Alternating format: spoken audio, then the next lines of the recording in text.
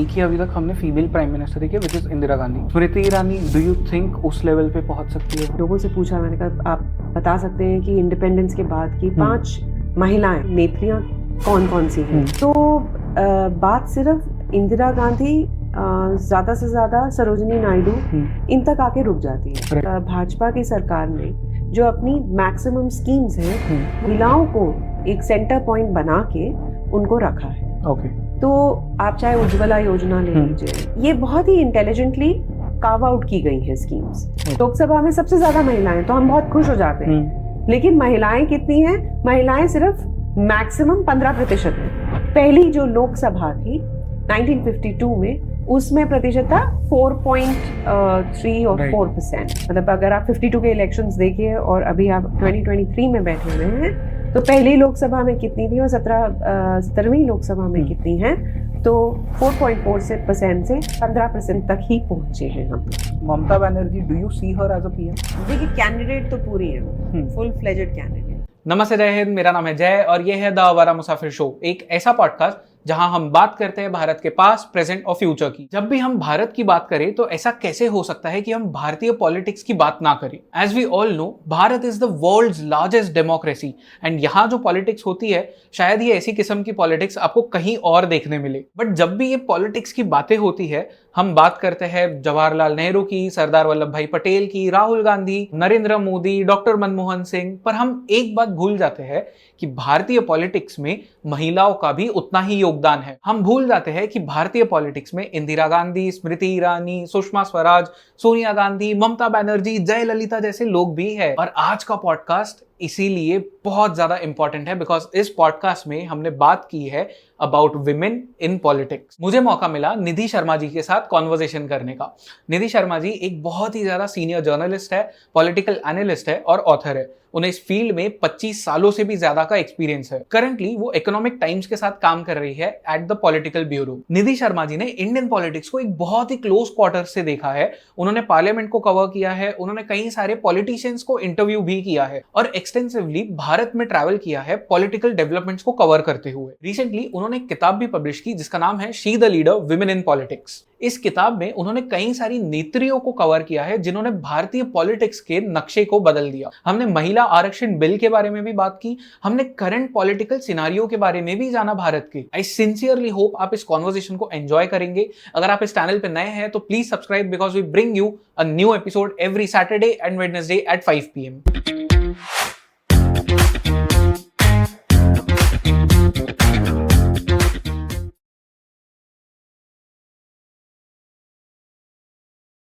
निधि ma'am, आपका बहुत बहुत स्वागत है शो पे।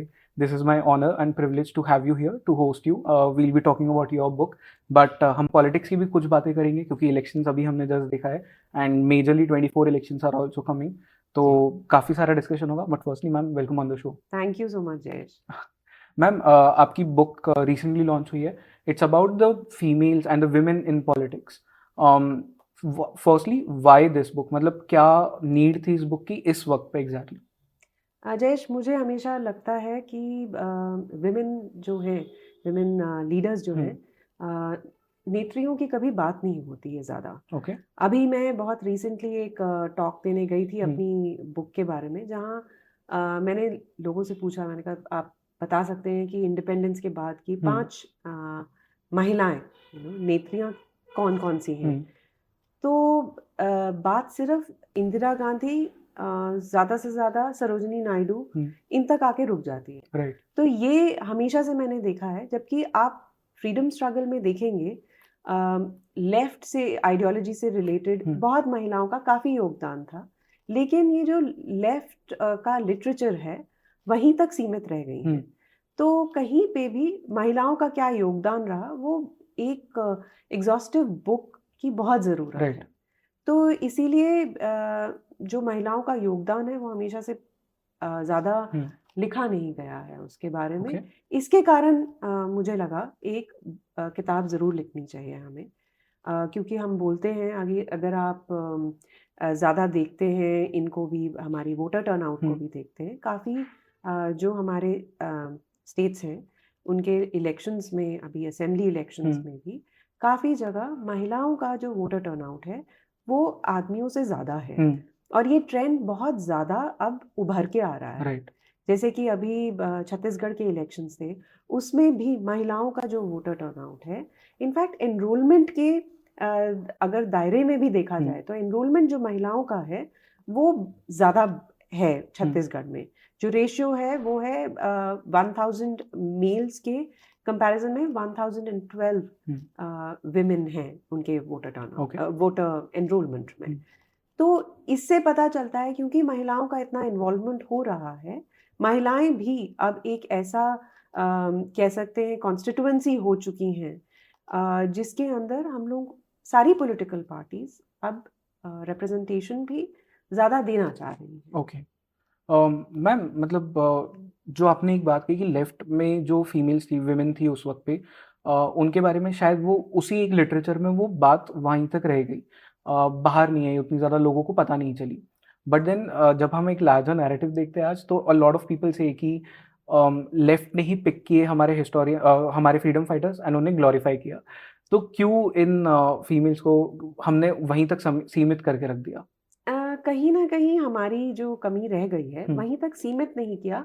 कहीं ना कहीं हम लोग मेन स्ट्रीम लिटरेचर में हमारी हिस्टोरिकल बुक्स जो हैं, जो हमें पॉलिटिकल साइंस भी पढ़ाती हैं अभी, तो उसमें हम लोगों ने शायद उनको जगह नहीं दी है। ओके।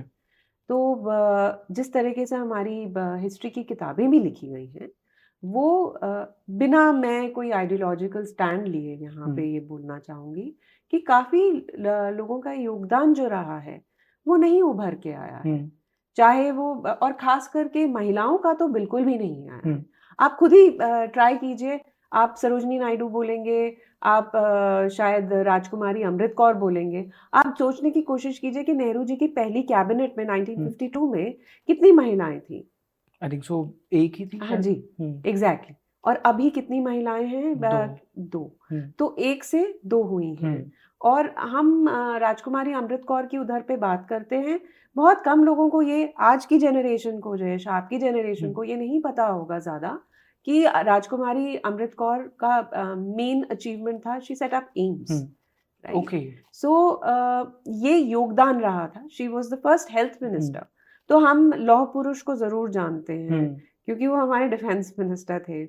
हमारे रेलवे मिनिस्टर भी, शायद पहले रेलवे मिनिस्टर भी हम लोग नाम ले लेंगे, लेकिन राजकुमारी अमृत कौर हमारी हेल्थ मिनिस्टर थी, who was credited for being the person who set up our aims.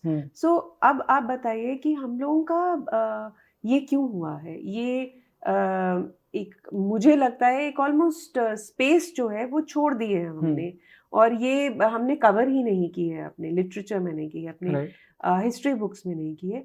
These stories need to be told, and why not now? Okay okay ma'am, barring Telangana, Chhattisgarh, MP, Rajasthan, तीनों जगह पे बीजेपी है, एंड उन्होंने बहुत cleverly women का जो एक वो वोट है उसे कैप्चर किया है। And this is something which I have read in the experts, उनकी बुक्स में, मतलब मिनाज मर्चेंट की बुक में मैंने पढ़ा है। I have heard Pradeep Bhandaria as well, उन्होंने भी सेम चीज़ कही, जो कि एनालाइज करते हैं इलेक्शंस को। तो ये कैसे पॉसिबल हुआ है? रिसेंट ट्रेंड है बिल्कुल। सबसे पहले हम लोग ने शायद इसको अच्छी तरह से कैप्चर किया उत्तर प्रदेश 2022 में, जबकि बात आई कि ये कौन सा वर्ग है जो मोदी जी के लिए वोट कर रहा है, तो उसमें बात आई लाभार्थियों की। Now you have heard this term, beneficiaries, government schemes की बेनिफिशरीज हैं। अगर आप देखेंगे तो भाजपा की सरकार ने जो अपनी मैक्सिमम स्कीम्स हैं वो मतलब महिलाओं को एक सेंटर पॉइंट बना के उनको रखा है।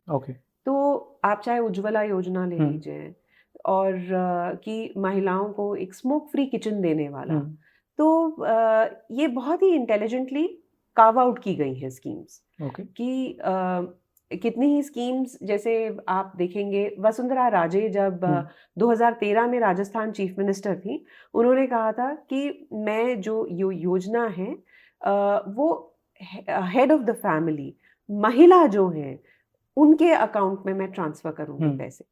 तो ये बीजेपी ने ये एक मॉडल बनाया हुआ है अपना, कि महिला सशक्तिकरण का, क्योंकि अगर पैसा महिला जो है उनको उनके खाते में जाएगा तो महिला की पूंछ बढ़ती है परिवार में। रूरल बेल्ट में आप देखेंगे महिला की पूंछ जो है वो अब धीरे धीरे बढ़ने लगी है। राइट। आप नीतीश कुमार को देखिए बिहार में, उन्होंने जब नशाबंदी, जब शराबबंदी बोलना चाहिए, तो उन्होंने जब की थी तो उनको विमेन वोटर्स का बहुत सपोर्ट मिला था, क्योंकि महिलाएं जो थी वो वहाँ पे शराब से बहुत ज्यादा पीड़ित थी। सारा पैसा जो पुरुष थे वो उसमें बहा देते थे, और उन्होंने धीरे धीरे जब ये शुरुआत की तो नीतीश कुमार जी ने उनको पूरी वो भी दी, टिकट्स भी ज्यादा दी। ओके। तो ये अब जो नया ट्रेंड आप देख रहे हैं वो इसलिए भी देख रहे हैं क्योंकि धीरे धीरे जब ये महिला सशक्तिकरण होता है, पूंछ बढ़ती है परिवार में, तो महिलाएं खुद भी हमें किसको वोट करना चाहिए उसको वो एक इंडिपेंडेंट जो है निर्णय लेना शुरू करती हैं। ओके। ये हमेशा पहले होता था कि महिलाएं किसको वोट करती थी, कि जो परिवार ने डिसीजन ले लिया वो उसी हिसाब से करती थी। ये अभी भी राजस्थान में नहीं होता? तो बहुत जगह होता है, ऐसा नहीं है कि जब हम बोल रहे हैं कि छत्तीसगढ़ में महिलाएं ज्यादा हैं तो फिर वो सारी की सारी महिलाएं जो हैं 100% वो खुद डिसीजन ले रही हैं। नहीं, बिल्कुल नहीं, वहां पे भी ऐसा होता है। पर हाँ, हम अभी ट्रेंड की बात कर रहे हैं।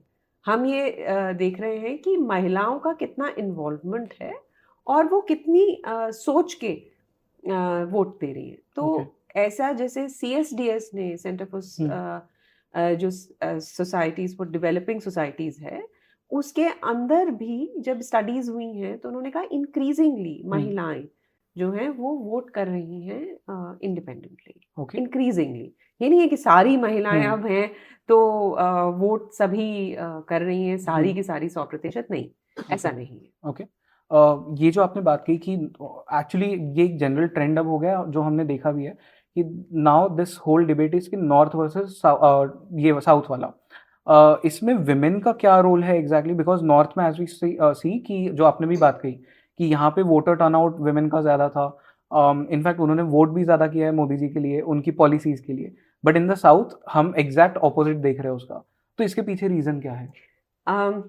एक जैसे मैं लेक्चर सुन रही थी, CSDS के संजय कुमार जी हैं, उन्होंने पूछा लोगों से, आप बताइए सबसे ज़्यादा महिलाएं किस लेजिस्लेचर में हैं? तो मैक्सिमम ऑडियंस में से लोगों ने कहा केरला में। तो हम लोग सोचते हैं कि लिटरेसी का डायरेक्ट इम्पैक्ट, वोटर टर्नआउट और महिलाओं को उधर पे रखने का है। सबसे ज्यादा महिलाएं जो हैं वो बिहार में लेजिस्लेचर में हैं। ओके। तो मैं ये समझती हूँ नॉर्थ साउथ कोई डिवाइड है नहीं, ठीक है, कि एक पार्टी जीत रही है, कैसे जीत रही है, कहाँ जीत रही है, उसको हम नॉर्थ साउथ डिवाइड नहीं कह सकते हैं। ओके। महिलाओं का नॉर्थ साउथ डिवाइड नहीं, ये कि कितनी रिप्रेजेंटेशन है, महिलाओं की रिप्रेजेंटेशन पूरे इंडिया में बहुत पुअर है, लेजिस्लेचर में भी बहुत पुअर है, आपकी पार्लियामेंट में भी पुअर है। अगर आप अभी 17th लोकसभा में आप देखते हैं कि कितनी महिलाएं हैं, तो लोकसभा में सबसे ज्यादा महिलाएं, तो हम बहुत खुश हो जाते हैं। लेकिन महिलाएं कितनी हैं? महिलाएं सिर्फ मैक्सिमम 15% है, 14 पॉइंट समथिंग है, लेकिन 15% है। हम अभी 50% पॉपुलेशन बोलते हैं, कई स्टेट्स में ज्यादा भी हो सकती हैं, लेकिन हमारी भागीदारी कितनी है उसमें लेजिस्लेचर में बहुत कम है। और नेहरू जी के जो फर्स्ट गवर्नमेंट बनी थी, पहली जो लोकसभा थी 1952 में, उसमें प्रतिशत था 4.3 और 4%। 70-75 साल हो गए हैं आज़ादी के, मतलब अगर आप 52 के इलेक्शंस देखिए और अभी आप 2023 में बैठे हुए हैं, तो पहली लोकसभा में कितनी थी और 17वीं लोकसभा में कितनी है, तो 4.4% से मैं 15% तक ही पहुंचे हैं हम लोग, जो कि काफी पुअर है। हाँ, अब देख लीजिए, अगर आप इसी को ही चाहेंगे कि ऑर्गेनिकली ग्रो करे, तो ये मेरे ख्याल से 70 साल और लग जाने चाहिए। राइट। तो ऑर्गेनिकली ग्रो करेगी नहीं करेगी। खैर, आपका सवाल नॉर्थ साउथ डिवाइड पे था। देखिए, महिलाएं कितनी आती हैं वोटर टर्नआउट कितना होता है, कितनी लेजिस्लेचर में जाके रिप्रेजेंटेटिव्स बनती है, it has nothing to do with the literacy of that state. We have proven that, right? हमारे पास वो है data. As far as north south divide रहता है, अब आप देख लीजिए छत्तीसगढ़ में ज्यादा महिला निकल के बाहर आई और उन्होंने टर्नआउट जो था वो ज्यादा था. भाजपा वहां पे पावर में है अभी, लेकिन पहले थी तो कांग्रेस, राइट जी.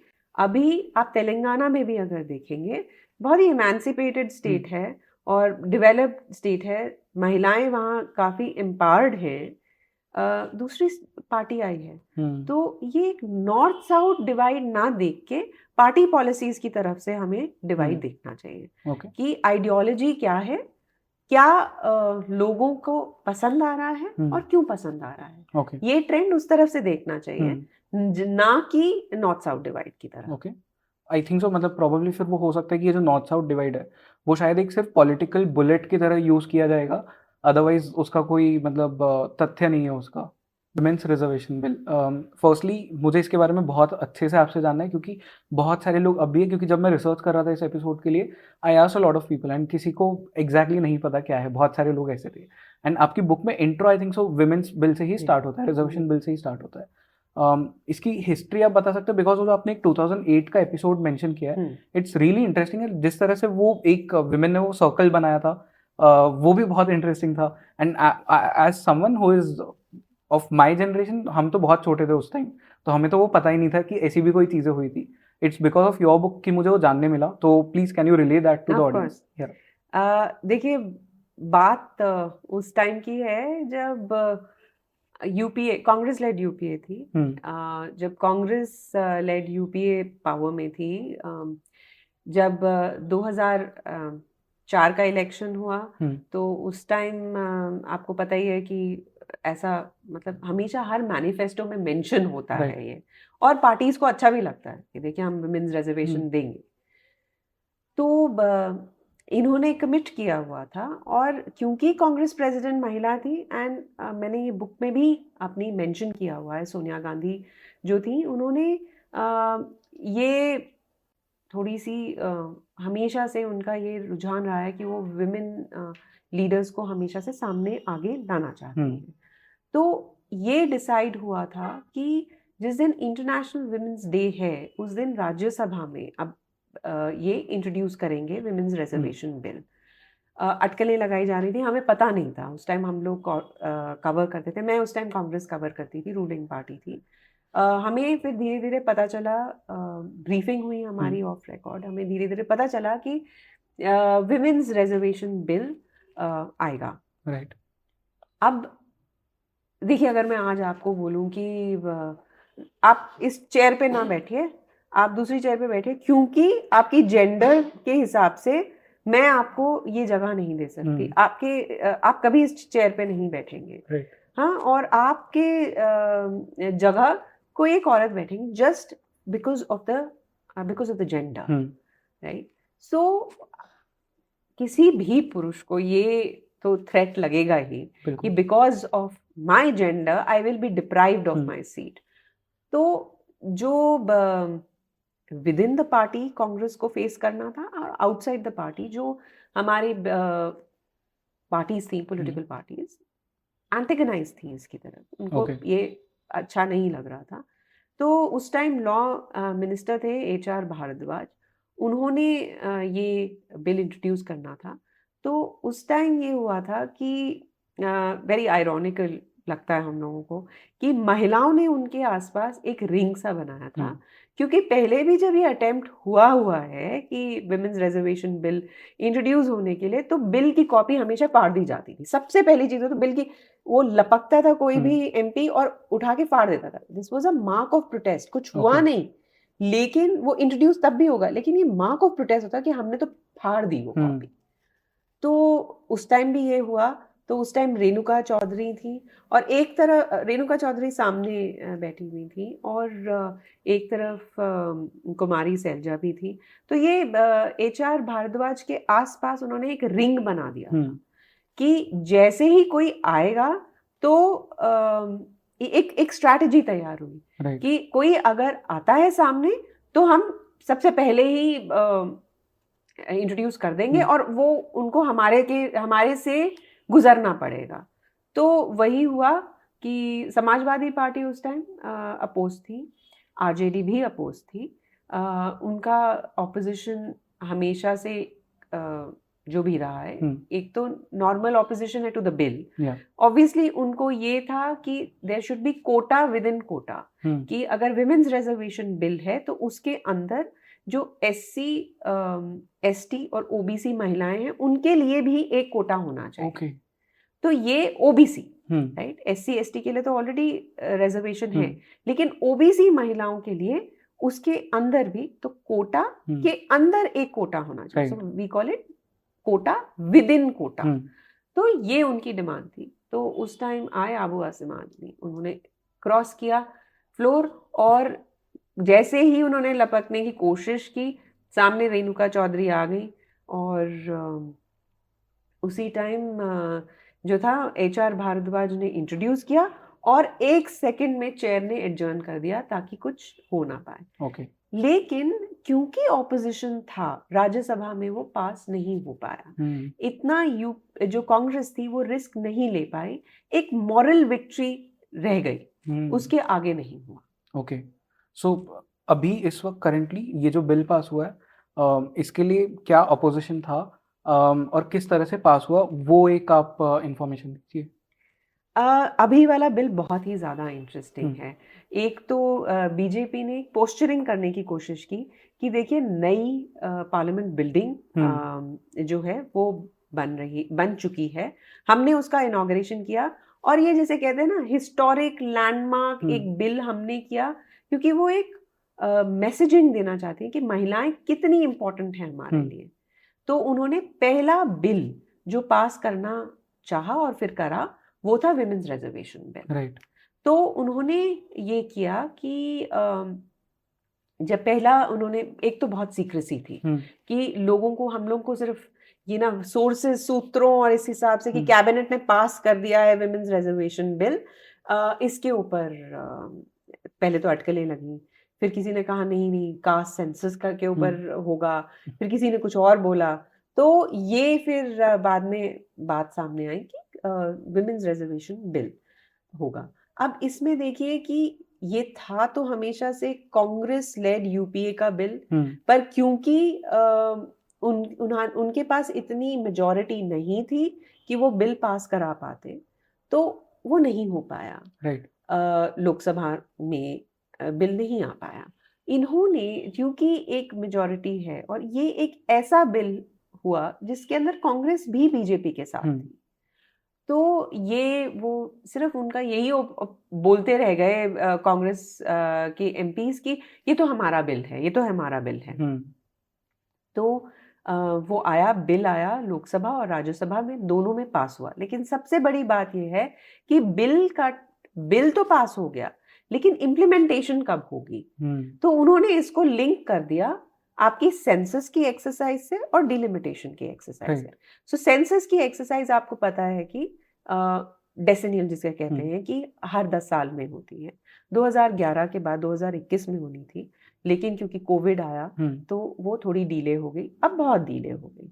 तो कब होगी वो एक्सरसाइज, उससे उन्होंने लिंक कर दिया कि पहले तो हम सेंसस करेंगे, उसके बाद हम लोग डिलिमिटेशन करेंगे। डिलिमिटेशन होती है, आपको पता ही है कि एक एक्सरसाइज होती है कि स्टेट्स की जो सारी कॉन्स्टिट्यूएंसीज हैं, लोकसभा की कॉन्स्टिट्यूएंसीज हैं, उनका जिसे हम परिसीमन कहते हैं कि उनकी जो बाउंड्रीज हैं वो एक्सपैंड होंगी या कॉन्ट्रैक्ट होंगी या चेंज होंगी, या कौन से नए क्षेत्र जुड़ेंगे आपकी कॉन्स्टिट्यूएंसी में, कौन से बाहर जाएंगे। ये बहुत एग्जॉस्टिव एक्सरसाइज होती है, जिसका कैप जो है वो 2026 तक का है। उसके बाद वो एक्सरसाइज होगी और उसके अंदर भी काफी टाइम लग जाता है। तो उन्होंने कहा कि ये महिला आरक्षण जो है वो तब होगा, पहले हम सेंसस की एक्सरसाइज करेंगे, उसके बाद हम डिलिमिटेशन की एक्सरसाइज करेंगे, उसमें हम रिजर्व करेंगे। ओके। तो ये तो एक बहुत ही लंबा प्रोसेस हो गया जो हमने पोस्टपोन कर दिया इम्प्लीमेंटेशन। हमने अपनी इंटेंशन दिखाई, अपनी गुड इंटेंशन दिखाई, लेकिन हम लोग we just stopped short of achieving the goal. Right. Ma'am ये एक शायद जनरलाइज सवाल हो सकता है बिकॉज आपने जैसे कहा ऑफ द कैमरा कि 25 इयर्स इन जर्नलिज्म 25 प्लस, तो आपने भारत को बदलते हुए देखा है, you have been covering politics for so long and आपने भारत के पॉलिटिशियंस को भी बदलते हुए देखा है। बिल्कुल। एंड एक जो मुझे चीज़ पूछना है, हमेशा से भारत में शायद ये प्रॉब्लम रही है कि बिल्स तो पास हो जाते हैं, इम्प्लीमेंटेशन इसी में हमेशा प्रॉब्लम क्यों आ जाती है? देखिए एक तो हमारा जो देश है, हमारी जो डेमोक्रेसी है, बहुत डाइवर्स है। तो we try and do one size fits all, और ज़्यादातर हो जाता है सब ठीक ठाक। लेकिन जब इम्प्लीमेंटेशन हम शुरू करते हैं, वो हर चीज़ में होता है ना। अगर आप आज कोई काम सोचते हैं और आप सोचते हैं कि आप जैसे मुंबई में रहते हैं, तो अगर आपको थाने भी जाना हुआ, तो बीच में कोई भी अड़चन आ सकती है ना जयेश, हाँ, कोई भी आ सकती है। तो जब हम इम्प्लीमेंट करने लगते हैं उस आइडिया को, उस चीज़ को, तो वो इश्यूज तो आते ही हैं। राइट। हमने डाउरी लॉज अपने बहुत पहले बनाए थे, लेकिन हमने लॉज बनाए थे ना, उनका मिसयूज तो आज हो रहा है, या 5 साल पहले से हो रहा है, 10 साल पहले से हो रहा है। लेकिन इसका मतलब ये नहीं कि हम लेजिस्लेशंस बनाएंगे नहीं कि उनका मिसयूज हो सकता है। तो वो हम तो बनाते हैं, पर जब धीरे धीरे इम्प्लीमेंट करने लगते हैं, क्योंकि वो प्रैक्टिकल रियलिटीज हमारे सामने आती हैं। क्योंकि जैसे कहते हैं ना, anything man can make, man can break. तो वो मिसयूज तो होना ही होना है। तो लॉ मेकर जब बनाता है लॉज, वो 5 साल देख सकता है, 10 साल से देख सकता है, 20-25 साल, और पूरी सोसाइटी का जो चेंज होता हुआ रुख है, उसको वो नहीं देख सकता है कि कैसे मिसयूज हो सकता है। अब आप देखिए ना, एआई जब आ गया है, डीप फेक्स का जमाना आ गया है, तो हम तो सोच ही नहीं सकते हैं कि अब अभी डर लगता है कि अगर कोई बैंक से भी हमारा रिलेशनशिप मैनेजर फोन कर देता है, तो आप सोचते हो कि वो अगर छोटी सी भी बात पूछ लेता है कि मैम आपका बिल आ गया, आपका एड्रेस जो है, जैसे ही वो स्पेसिफिक्स में वो करता है, सबको जमतारा याद आ जाता है कि हम सब ने जमतारा देखा हुआ है, तो सब डर जाते हैं। हाँ। तो वही वाली बात है, nobody could have imagined, you know, a world of deep fakes, you know. Yeah. So things are changing, things change. So how can we expect कि हमारे लॉ मेकर्स आज से 20 साल आगे की प्रॉब्लम्स अपने आज के लॉज में ढूंढ सके? True, and especially for a country like India. Exactly, which is diverse. Yeah. Okay. Ma'am आपने वो एक सीरीज है टीवीएफ की पंचायत, वो देखी है? जी। तो उसमें एक जो चीज़ है, वो जो प्रमुख होते हैं, तो टेक्निकली उनकी वाइफ इज द रियल प्रमुख, बट ये शैडो प्रमुख बन के मतलब खुद ही फ्रंट फेस बन गए। जब ये बिल पास हुआ एंड जब ये इम्प्लीमेंट भी हो जाएगा, डोंट यू थिंक कि वो जो पर्टिकुलर इशू था, वैसे ही इश्यूज यहाँ पे भी आ सकते हैं? बिल्कुल आ सकते हैं, बिल्कुल आते हैं। देखिए, जो पहले शुरू से अभी तक आप देखिए, हमने अपनी पंचायत में पहले 33% रिजर्वेशन इंट्रोड्यूस किया, और काफ़ी स्टेट्स में 50% तक हो चुका है। तो मेरी किताब में भी आप देखेंगे, जो मैंने आखिर में एक महिला का एग्जाम्पल दिया है। मैं जेजुरी करके एक जगह है, वहाँ गई थी। वो रास्ते में है बारामती, जब मैंने सुप्रिया सुले को इस बुक में भी कवर किया है।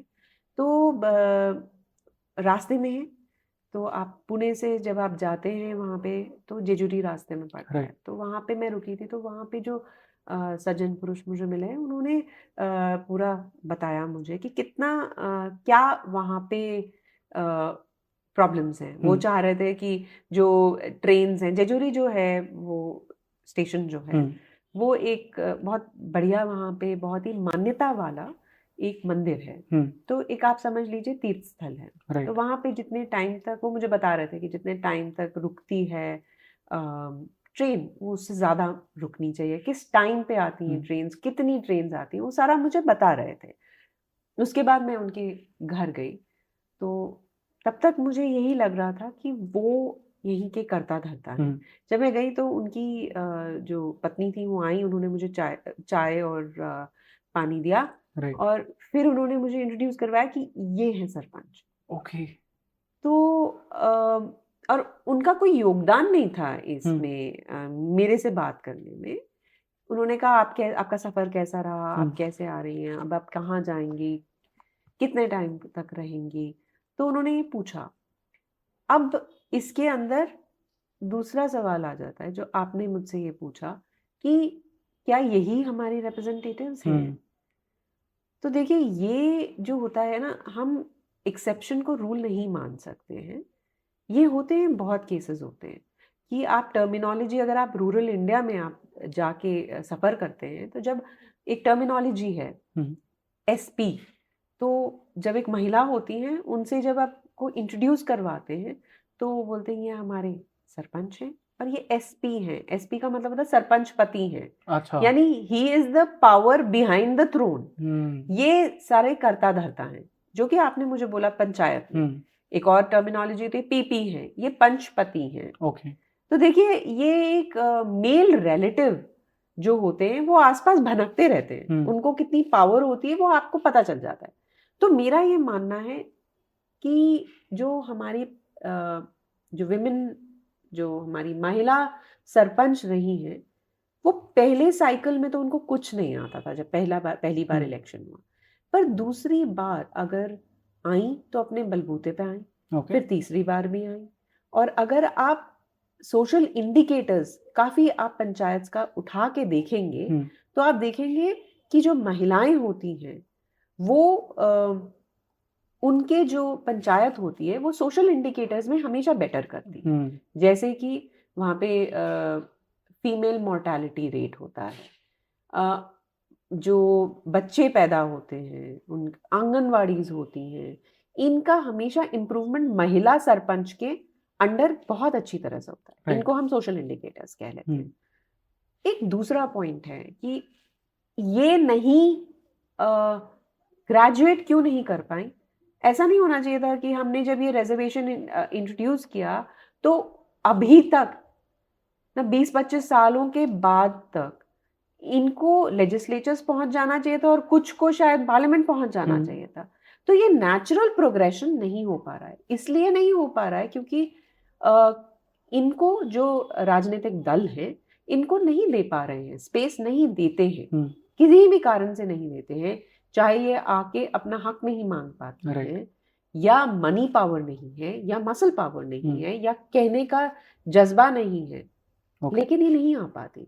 यहाँ पे इसका मतलब ये नहीं है कि मैं इनको बढ़ावा नहीं दूं, लेकिन अगर बढ़ना होता रिप्रेजेंटेशन तो बढ़ चुका होता अभी तक। यानी मुझे एक आर्टिफिशियल पुश देने की जरूरत है, जिसे एफर्मेटिव एक्शन कहते हैं, कि क्योंकि ये आगे नहीं बढ़ पा रही हैं तो मुझे एक छोटा सा पुश दे दूं, तो शायद धकेल दूं, तो शायद आ जाएं।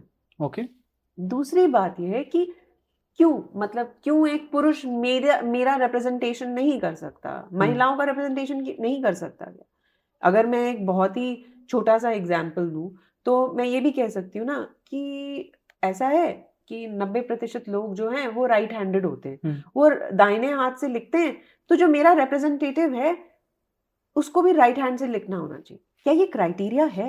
ये जोक्युलर क्राइटेरिया लगता है कि राइट हैंडेड लेफ्ट हैंडेड। तो यानी अगर आप लेफ्ट हैंडेड हैं तो आप क्या जनप्रतिनिधि बन ही नहीं पाएंगे। तो जेंडर क्यों एक फैक्टर है? जेंडर इसलिए फैक्टर है क्योंकि जो महिलाएं हैं वो जो लेके आती हैं, जो policy as a policy maker है, वो बहुत डिफरेंट पॉलिसी मेकर्स होती है। आप इसका एग्जांपल दे सकते हैं किस तरह से? मैंने अपनी बुक में, किताब में दिया हुआ है एक एग्जांपल, जो मुझे रेणुका चौधरी ने दिया था, कि वो एक बार गांव में गई थी, जिसके अंदर उनको एक बस सर्विस स्टार्ट करनी थी। एक बस सर्विस जो स्टार्ट करनी थी, वो उन्होंने महिलाओं से जब पूछा कि बताइए, महिलाओं से जो पूछा कि कितने टाइम पे करनी चाहिए, तो सारी महिलाओं ने ज्यादातर ये बोला कि बच्चों का स्कूल का टाइम होता है सुबह 7 बजे का, तो उस टाइम चलनी चाहिए, या वापसी का टाइम होता है 3-3:30 बजे, तो उस टाइम चलनी चाहिए। राइट। तो उन्होंने इससे बच्चों के स्कूल के टाइमिंग से जोड़ा इस बात को। पुरुषों ने किससे जोड़ा? पुरुषों ने जोड़ा कि ठेके का टाइम खुलने का और बंद होने का कब है, ताकि मैं शराब लेके आराम से पी के मैं वापस आ सकूं। ओके। तो ये एक बेसिक डिफरेंस होता है। एक पर्सनल एग्जांपल मैं यहाँ पे आपको देना चाहूंगी। ये तब की बात है जब मैंने पार्लियामेंट कवर करना शुरू किया था। तो पुराना पार्लियामेंट हाउस होता था, हम्म, नीचे का जो फ्लोर होता था उसमें एमपीज का आवागमन होता है, फॉयर होती है, बैठने का जगह होती है, हम्म, जिसके अंदर सेंट्रल हॉल है, हमारे लोकसभा है, राज्यसभा के चेम्बर्स हैं। फर्स्ट फ्लोर जो होता है उसके अंदर प्रेस गैलरी होती है, हम्म, और हम लोग प्रेस गैलरी में बैठते हैं। लोकसभा जो होती है वो हम स्पीकर के, जैसे स्पीकर यहाँ बैठेंगे तो उनके ऊपर बैठते हैं। राइट, तो जब हम ड्यूटी पे होते थे तो हमारे पास महिलाओं के पास टॉयलेट्स नहीं थे वहाँ। हम्म, फर्स्ट फ्लोर पे कोई टॉयलेट्स नहीं होते थे, हम लोगों के लिए शेयर्ड टॉयलेट्स होते थे।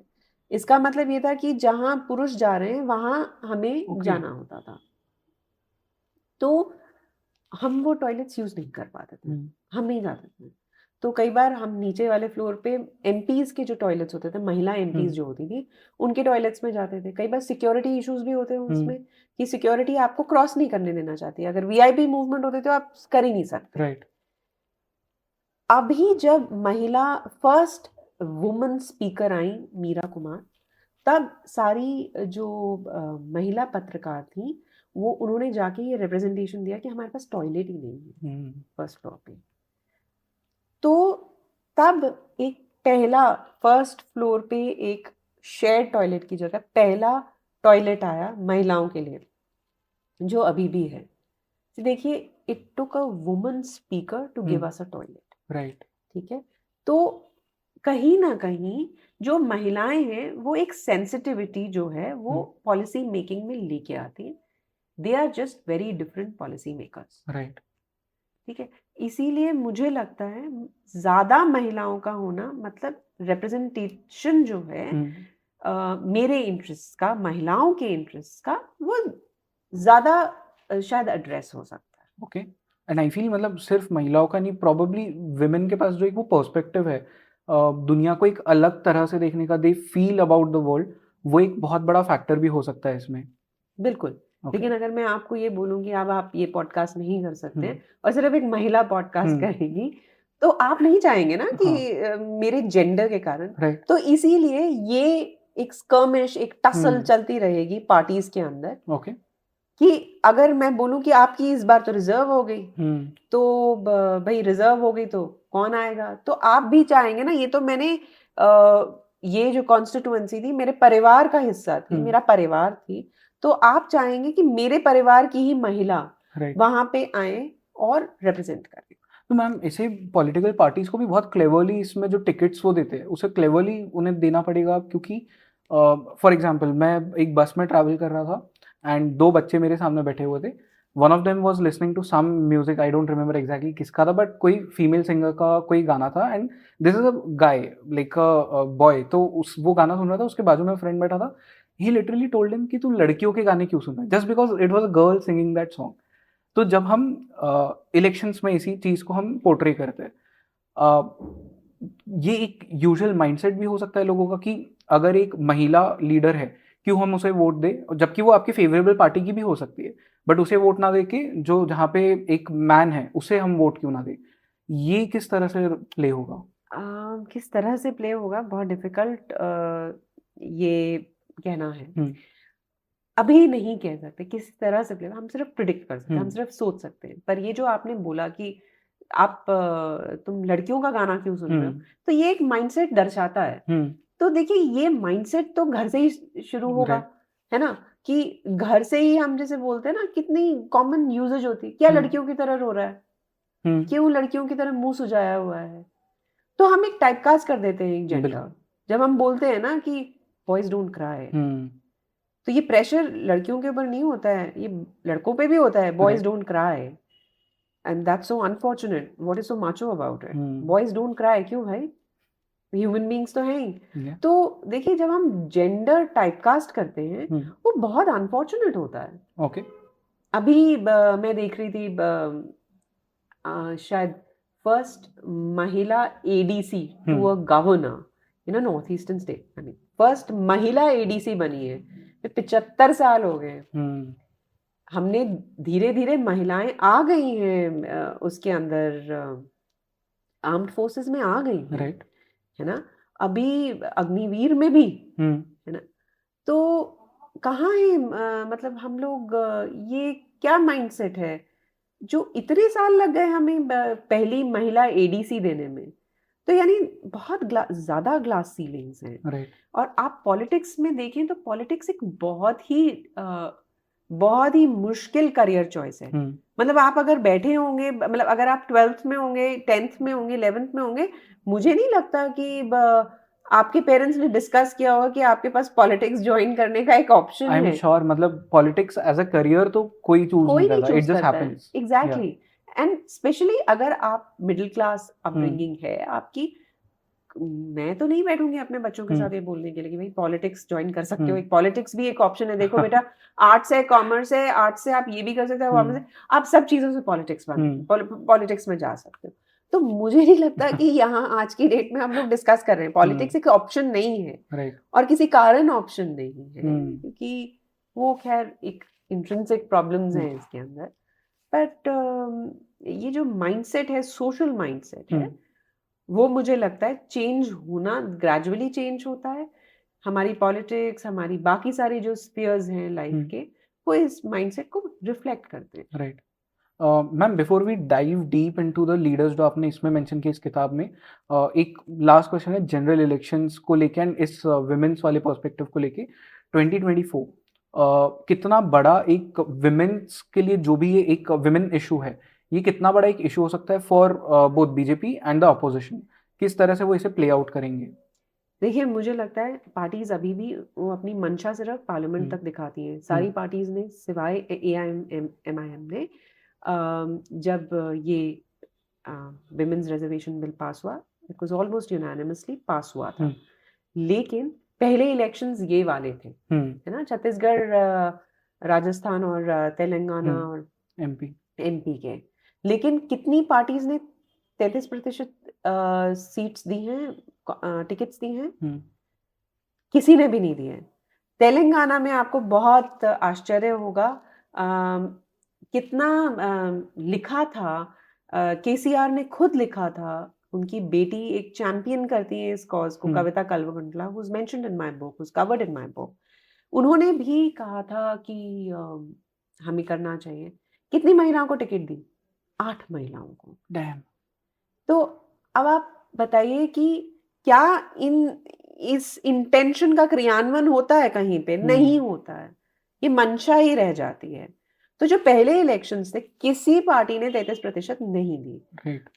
कांग्रेस ने एक बड़ा अट्रैक्टिव सा स्लोगन दिया था, बहुत लड़की हूँ, लड़ सकती हूँ, और कहा था हम 40% महिलाओं को टिकट्स देंगे, उत्तर प्रदेश 2022, याद रहेगा आपको। पंजाब भी उसके साथ ही था, 20% भी नहीं दी गई थी वहां पे। तो जहां पे विनेबिलिटी की बात आ जाती है ना, जहां हम बोलते हैं कि महिलाएं, देखो ये तो विनेबल होना चाहिए, कैंडिडेट विनेबल होना चाहिए, वहां हम नहीं देते हैं टिकट। यूपी में कांग्रेस की कोई स्टेक्स नहीं थे, 10 से नीचे सीट्स आती हैं, तो उन्होंने वहां तो दे दिया, क्योंकि महिलाएं तो बेचारी इलेक्शंस लड़ना चाहती हैं। तो महिला इलेक्शंस लड़ना चाहती हैं तो उनको कहीं से भी टिकट दे दो, तो वो तो ले लेंगी टिकट। तो विनेबिलिटी की बात ले आते हैं, हर जगह विनेबिलिटी की, ये तो विनेबल कैंडिडेट नहीं है, और लूजिंग सीट पे उनको टिकट दी जाती है। But how do you make them winnable? क्योंकि ये तो फिर चेंज ही नहीं होगा ना। Exactly, so that's my point. ये तो मतलब एक वो लूप क्रिएट कर दिया आपने कि आप ठीक है, आप बोल रहे हो ये कि विशेष सर्कल है जयेश, तो कि आपने बोल दिया ये विनेबल नहीं है, अब विनेबल नहीं है तो हम इनको टिकट्स नहीं दे सकते, टिकट्स नहीं, तो बस तभी आर्टिफिशियल पुश की मैंने बात की। तभी मैंने कहा कि एक एफर्मेटिव एक्शन जो SC STs को मिला था, जो हमारे कॉन्स्टिट्यूशन मेकर्स ने सोचा था, वो एक महिलाओं को भी देने की बहुत जरूरत है। ओके। उसके बाद आप बंद कर सकते हैं। Okay. So ma'am, whenever we talk about Indian politics, जो एक जायंट नाम आता है इंदिरा गांधी, कुछ लोगों के लिए बहुत फेवरेबल, कुछ लोग एकदम ही हेटरेड वाले नजरिए से देखते हैं। इंदिरा गांधी को आपने आपकी किताब में भी कवर किया है। What was the reason? I of course I can guess क्या रीजन था, बट आपके लिए भी कुछ एक पर्टिकुलर रीजन होगा उसका। अच्छा, तो मैं आपको एक बहुत ही ऑनेस्टली बात बताती हूँ कि मैंने इंदिरा गांधी को इंक्लूड नहीं करना चाहा था, क्योंकि जो सब जानते हैं इंदिरा गांधी जो है, उनके बारे में सब जानते हैं, बच्चा बच्चा जानता है, आप कहीं पे भी चले जाइए, बच्चा बच्चा जानता है। राइट। तो लेकिन ये थॉट आया कि जब हम विमेन लीडर्स की बात करते हैं, तो शुरुआत तो एक इकलौती ही प्राइम मिनिस्टर की, एक इकलौती ही प्राइम मिनिस्टर, महिला प्राइम मिनिस्टर रही हैं अभी तक। आगे कितने सालों बाद हमें महिला प्राइम मिनिस्टर मिलती है हमें नहीं पता। तो वो बिग बॉस मानी जाती हैं विमेन पॉलिटिक्स की, तो उनको तो इंक्लूड करना ही था। और उनकी पॉलिटिक्स कोई और थी, बिल्कुल ही कुछ और थी। राइट। इन अ वे देखा जाए तो उनको महिलाओं के साथ क्लब नहीं कर सकते हैं, क्योंकि उन्होंने रियली स्पीकिंग वो अपने आप को भी महिला पॉलिटिशियन की तरह नहीं देखती थी, वो जेंडर न्यूट्रल थी। ओके। सो जब हम बात करते हैं इंदिरा गांधी जी की, बहुत सारे लोग पैरेलल्स ढूंढते हैं मोदी जी में अब। And you being a senior journalist, आपने पार्लियामेंट कवर किया है, आपको क्या पैरेलल्स दिखते हैं दोनों में? देखिए, दोनों बहुत ज़्यादा पावरफुल स्ट्रॉन्ग नेता हैं।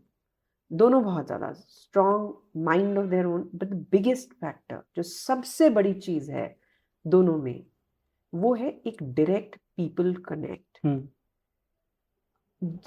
मोदी जी का मैं आपको पर्सनल एक एग्जाम्पल देती हूँ जो मैंने खुद देखा है। ये मैं 2019 के चुनाव कवर करने गई थी, ट्राइबल बेल्ट मध्य प्रदेश, मंडला का साइड में गई थी। वहाँ पे कॉन्स्टिट्यूएंसी थी फग्गन सिंह कुलस्ते की। फग्गन सिंह कुलस्ते जी के गांव में, अभी फग्गन सिंह कुलस्ते हारे हैं असेंबली का चुनाव, तो फग्गन सिंह कुलस्ते के गांव तक में लोग जो थे उनके खिलाफ थे, ओपनली बोल रहे थे। इनफैक्ट उनकी कैवलकेड में एक गाड़ी थी जिसके कारण किसी को टक्कर लग गई थी, उन्होंने जाके उसका पूरा इलाज करवा दिया था, लेकिन उनके गांव तक में उनका सपोर्ट नहीं दिख रहा था। एक रैली हुई मोदी जी की, उन्होंने उसमें ये कहा, आप इनको नहीं देखिए, आप मुझे देखिए, मैं आपसे वोट मांग रहा हूं, वोट मुझे पड़ेगा, मैं आपका प्रधानमंत्री हूं।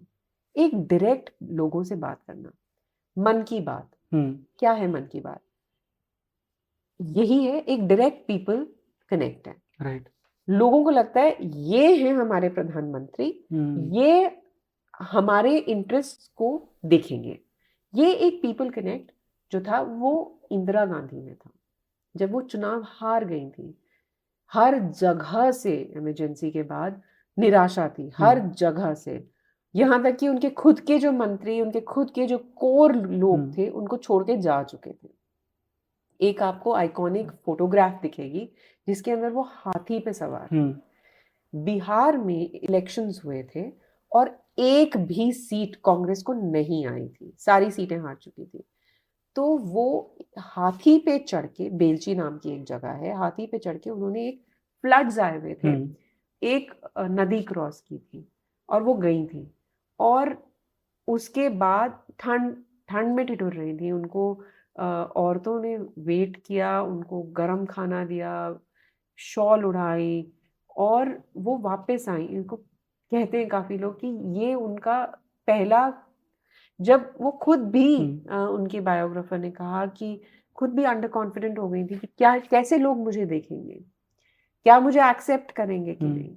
लेकिन जब उन्होंने ये देखा, उनका स्वागत हुआ, क्योंकि उन्होंने कहा मैं उधर क्रॉस करूंगी और उसी रात वापस आऊंगी। लोगों ने मना किया, रात हो जाएगी, वापस आने में बहुत रात हो जाएगी, आपको सुबह हो जाएगी। उन्होंने कहा नहीं, मैं जाऊंगी। ठंड थी, वो जब वापस आई, उनको गरम शॉल, कंबल दिया गया, खाना दिया गया, और उसके बाद कहते हैं उनका पूरा ही रुख चेंज हो गया।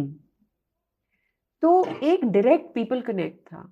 वो भी ऑल इंडिया रेडियो पर अपना एक एड्रेस करती थी, जरूर करती थी। काफी इंपॉर्टेंट डिसीजंस जो कि काफी प्राइम मिनिस्टर्स नहीं करते, जैसे वॉर टाइम हो गया वो बात दूसरी हो जाती, लेकिन वो एड्रेस करती थी। तो ये एक डायरेक्ट पीपल कनेक्ट है जो सबसे बड़ा दोनों में कॉमनैलिटी। ओके। लेकिन जो एक आपने इंदिरा गांधी के इमरजेंसी की कहानी बताई, वो इमरजेंसी इंदिरा गांधी जिस तरह से उन्होंने लाया था, सेम पावर्स मोदी जी के पास भी है। Do you think if anything happens, हम फिर से वो इमरजेंसी देख सकते हैं विद मोदी जी? मुझे नहीं लगता है इमरजेंसी, जो कि बाद में इंदिरा गांधी ने भी खुद माना था कि it was a mistake. It was a mistake. तो मुझे नहीं लगता। और किस कारण जब इतना पॉपुलर लीडर 2 टर्म्स के बाद पहली बार प्रधानमंत्री के नाम पे 3 आप हिंदी हार्टलैंड की स्टेट्स को स्वीप कर रहे हैं प्रधानमंत्री के नाम पे, तो उनको इमरजेंसी, जो अभी तक भाजपा जो है वो बोलती है, हमेशा अटैक करती है कांग्रेस के ऊपर इमरजेंसी को लेके, तो वो क्यों करेंगे, क्या जरूरत क्या होगी? Right, okay. And also ma'am, Indira Gandhi ji के बारे में एक और बात, क्योंकि that was probably the one of the greatest comeback of any politician emergency के बाद में, वो किस तरह से उन्होंने किया and how was that made possible? देखिए, वो शुरू से ही वो और Sanjay Gandhi behind the scenes Janata Party को तोड़ने के लिए प्रॉपर काम कर रहे थे। तो वो बिहाइंड द सीन्स ही पूरा कार्यक्रम हुआ था। ऐसा नहीं था कि बहुत उन्होंने कुछ मतलब जनता पार्टी की जो खामियां रही उसको ही उभार के स्प्लिट हुआ, और उसके बाद वो गवर्नमेंट, इतने इंटरनल डिफरेंसेस भी थे जो उन्होंने प्रॉपरली ऑर्केस्ट्रेट करके उसको तोड़ा, और उसके बाद वो पावर में आई। तो ये पॉलिटिकल गेम भी था, और एक्सेप्टेबिलिटी आप ये देखिए ना, लीडर के ऊपर भी तो डिपेंड करता है कि उन्होंने अपने आप को एक्सेप्टेबल कैसे बनाया हो। राइट, क्योंकि अभी आप इलेक्शन हारे और उसके बाद आप एक्सेप्टेबल कैसे होगे, और इतनी बुरी तरह से आप हारे हैं, तो एक्सेप्टेबिलिटी बहुत बड़ी बात हो जाती है। प्लस पॉलिटिक्स जो उन्होंने खेली थी उस टाइम। ओके मैम, यूजुअली लोग नॉर्थ ईस्ट को बहुत ज़्यादा इग्नोर करते हैं, बट आपने आपकी किताब में एक वहाँ की लीडर है जिनके बारे में आपने लिखा है, if I am taking the name correctly, Ampareen Lyngdoh, I hope so मैंने करेक्ट प्रोनाउंस किया। ओके, इनकी कहानी क्या है? Because as usual north east के बारे में, स्टेट्स के बारे में लोगों को नहीं पता, लीडर कैसे पता होगा? तो ये I want you to highlight this. देखिए, जब मैंने नेता सब चुनना शुरू किया, ये कॉन्शियस डिसीजन था कि सारी जो महिलाएं हैं वो हर पार्टी से एक इवनली डिस्ट्रीब्यूटेड होंगी। काफी थॉट इसमें गया, और अम्परीन लिंगडो को, क्योंकि और मैंने ज्योग्राफिकल रिप्रेजेंटेशन था, जो मैंने सोचा था कि नॉर्थ ईस्ट के बारे में हम बात ही नहीं करते, तो अम्परीन Lyngdoh was a conscious choice कि उनके बारे में मुझे करना है। हाँ, ये इत्तेफाक था कि जब मैंने शुरू की थी किताब तो वो नहीं थी मंत्री, और उसके बाद बन गई थी जब तक खत्म होके पब्लिश हुई, तो she became a minister. अम्परीन Lyngdoh की बहुत ही इंटरेस्टिंग कहानी है और बहुत ही यूनिक कहानी है। अगेन, जैसे कि परिवारों में होता है, हर परिवार में, यूजुअली पॉलिटिकल परिवार में ये होता है कि जो उत्तराधिकारी होता है वो आदमी ही होता है, जो सन होता है वो होता है। तो अम्परीन लिंगडो एक्चुअली जर्नलिस्ट थी जिन्होंने काम किया, यहाँ पे भी, दिल्ली में भी काम किया, मेघालय में गई, फिर वो अपने होम टाउन में गई, शिलोंग में उन्होंने काम किया, और एज ए जर्नलिस्ट काम किया, डॉक्यूमेंट्रीज बनाई। उनके भाई जो थे वो चूज हुए टू कम टू पॉलिटिक्स। इन्होंने भी धीरे धीरे पॉलिटिक्स में स्टेप रखा इनके फादर के बाद, और उनके धीरे धीरे ये हुआ कि उनके जो भाई थे उनको कैंसर हो गया था, तो इन्होंने फिर वो सारी की सारी बागडोर संभाली, और फिर वो आई है पॉलिटिक्स में। Now she is a cabinet minister. Okay ma'am, I will be very honest, जब मैं आपको भी फ्लो भेज रहा था तो I had ignored her, and आपने मुझे कहा था कि इनको कवर करिए। What was that reason? मतलब आपने किताब में भी उन्हें कवर किया, you wanted her story to come out on the podcast as well, कुछ तो एक ऐसी पर्सनल चीज भी होगी? नहीं, there is no personal thing, because हम नॉर्थ ईस्ट के बारे में बात ही नहीं करते हैं। आप सोचेंगे, अभी हमारा इंटरनल डिस्कशन हो रहा था, और हम जब राज्यों के बारे में बात कर रहे थे, इलेक्शंस के बारे में, आधे लोगों ने बोला हाँ मणिपुर में इलेक्शंस है ना, तो हमने कहा मणिपुर में इलेक्शंस नहीं है भाई, मिजोरम में इलेक्शंस हैं। कितने मेन स्ट्रीम न्यूज़पेपर्स वहां पे अपनी कॉरेस्पॉन्डेंस स्टेशन करते हैं, एक बहुत ही कम लोग हैं। हमारे यहाँ इकोनॉमिक टाइम्स में है, इंडियन एक्सप्रेस में है, बहुत कम न्यूज़पेपर्स के वहाँ पे ब्यूरो होंगे। तो आपको नहीं लगता नॉर्थ ईस्ट की सबसे बड़ी एंग्स्ट क्या है, सबसे बड़ी शिकायत ये है कि वो अपने आप को कंसिडर ही नहीं करेंगे धीरे धीरे कि हम पार्ट हैं। तो ऐसे थोड़ी ना, पार्ट तो है ना इंडिया का। राइट। तो पर्सनल चीज नहीं है ये। मुझे हमेशा से लगता है कि नॉर्थ ईस्ट क्यों नहीं हम बोलते हैं north east. And we should be proud of Northeast Of क्योंकि course, it's so unique, it's athletics में beautiful. even like they represent us the most. They win us medals. बिल्कुल बिल्कुल। Okay. और हार्डशिप्स देखिए ना, उसमें Right. टेरेन कैसी है। राइट। बट मैम आपने एक बात कही कि वहाँ पे मेन स्ट्रीम मीडिया अपनी कॉरेस्पॉन्डेंस नहीं रखते, विच इज़ आई फील कि कुछ हद तक पॉलिटिक्स के लिए भी ट्रू है। मैं प्रशांत झा की एक बुक है वो पढ़ रहा था in which he talks about how BJP wins elections and वहाँ पे उन्होंने एक मेंशन किया था पॉइंट कि RSS has worked a lot in north east whereas Congress has not. क्या रीजंस हो सकते हैं इसके? ये कांग्रेस ने, जहाँ एक टाइम था जब Rajiv Gandhi when he used to be mobbed in the northeast and Okay. the Gandhi family was always loved in the northeast. Northeast Congress का गढ़ माना जाता था उस टाइम पे, and they have frittered away that their advantage। जो धीरे धीरे जो लोकल लीडर्स हैं, आप हेमंत बिस्वा शर्मा को देख लीजिए, जो मिस्टेक है वो कांग्रेस हर जगह दोहरा रही है। एक जो उनका सेट पैटर्न है, ओल्ड गार्ड को ही चांस दिए जाना, तो वो तरुण गोगोई के चक्कर में जो भी रीजंस रहे, आई थिंक हर जगह सारे यंग एंड ओल्ड दोनों को बैलेंस करने की जो कला है वो कांग्रेस को नहीं आई है। तो कुछ तो आपको, अगर आप ओल्ड गार्ड के ऊपर इतना डिपेंड कर रहे हैं, आपको यूथ लीडर्स को भी लाना पड़ेगा आगे। अब आप बहुत दूसरा एग्जाम्पल देख लीजिए, मध्य प्रदेश है, जो एज पे अभी जो कमलनाथ और दिग्विजय जी हैं, तो दोनों अगर देखा जाए तो आखिर ही इलेक्शन हो गया ना उनका। तो कमलनाथ जी ने तो रेजिग्नेशन भी दे दिया। नहीं, रेजिग्नेशन मतलब पार्टी से थोड़ी ना दिया है, पॉलिटिक्स से थोड़ी ना इस्तीफा देंगे। तो अभी मुझे हमेशा लगता तो इनके बाद कौन लड़ेगा, इनके बाद कौन लड़ाएगा? तो आपने अपना सेकंड लाइन ऑफ डिफेंस जो है आपने तैयार किया हुआ है क्या स्टेट्स में? तो उसके लिए आपका प्रचारक कौन है?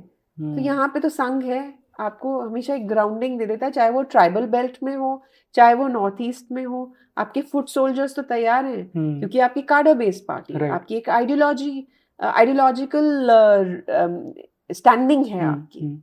यहाँ क्या है भाई? Right, okay. बट मैम ये मैंने नॉर्थ ईस्ट का, after I you spoke to me and आपने बोला कि इन लीडर को आप कवर कीजिए पॉडकास्ट पे, देन आई एक्चुअली रियलाइज्ड कि फीमेल रिप्रेजेंटेशन की जब बात होती है, पॉलिटिक्स की जब बात होती है, नॉर्थ ईस्ट के बारे में बात करना जरूरी है, बिकॉज वहां पे तो करता धरता ही फीमेल्स हैं। हाँ, करता धरता फीमेल्स हैं। आप देखेंगे मेघालय में अम्परीन लिंगदो हमेशा ये कहती है, इस चैप्टर में भी कहती है कि कोई भी जो महिलाओं के बिना आप कोई इलेक्शन नहीं लड़ सकते, क्योंकि आपने जो कहा करता धरता इलेक्शंस की यही होती हैं।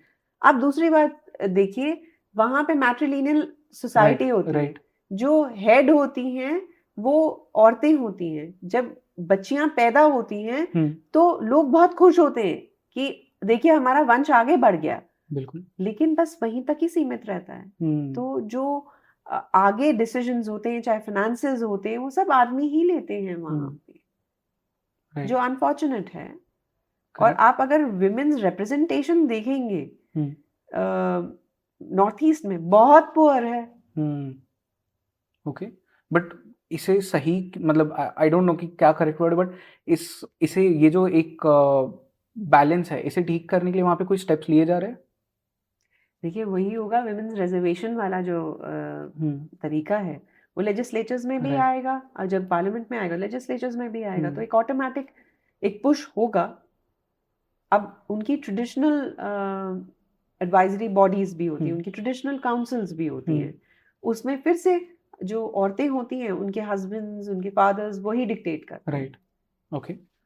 Ma'am let's come back to BJP again, क्योंकि बीजेपी में जो आई फील कि दो बहुत इंपॉर्टेंट उनके लीडर्स है, एक तो late Mrs Sushma Swaraj and now Smriti Irani ji. दोनों ही बहुत स्ट्रॉन्ग पॉलिटिशियंस। इनफैक्ट मुझे तो डर लगता है जब मैं स्मृति ईरानी को देखता हूँ, लाइक आई गेट इंटिमिडेटेड। तो क्या रोल रहा है दोनों का, क्या कहानी है दोनों की, ये प्लीज आप बताइए, because this is very interesting. आप इंटिमिडेट क्यों हो जाते हैं स्मृति जी से? मैम शी वो has such an amazing sense of humour. Okay. मतलब अभी आप देखेंगे, मैं एक बहुत अच्छा प्रोग्राम देख रही थी एनडीटीवी में, आप जरूर जाके देखिएगा। उन्होंने एक ऑल इंडिया रेडियो पे अपना एक प्रोग्राम स्टार्ट किया है। तो वहाँ पे स्टाफ पे देखिएगा, वेरी हैप्पी। मतलब Okay. you know, any powerful woman can be intimidated. Again, social conditioning. So why aren't we? Only Smriti Irani for me, because I don't know, मतलब the way she is actually very clear about what she thinks, and वो उसी को articulate भी उसी तरह से करती है। तो probably that could be one reason, and yeah, she's a giant in politics right now. She's a giant slayer. Yeah. That's what I have used the term in my book. Rahul Gandhi को उन्होंने हराया। What is their politics? I think दोनों जो leaders थी उनमें एक commonality है, जो दोनों लीडर्स कभी भी ऐसे दर्शाएंगी नहीं। स्मृति तो बिल्कुल भी नहीं दर्शाएंगी, कभी नहीं किया है, पर्सनल कॉन्वर्सेशंस में भी नहीं किया है। उन्होंने बहुत एग्जॉस्टिव इंटरव्यू दिया था इसके लिए। मैंने एक कॉन्सेप्ट डिस्क्राइब किया है जो बोर्ड रूम्स में, जिसको कहते हैं ग्लास क्लिफ, कि जैसे ही एक डिफिकल्ट सिचुएशन आती है पॉलिटिक्स में या बोर्ड रूम्स में, जब आती है तो एक औरत को आदमियों से ज्यादा प्रेफर करते हैं to come and solve the crisis. इसे कहते हैं ग्लास क्लिफ। जब बिल्कुल इम्पॉसिबल सिचुएशन होती है, जो आपको पता है वो जीत नहीं सकते हैं, तो ताकि जो हार का सहरा है ना वो आपके ही सर पे बंधे।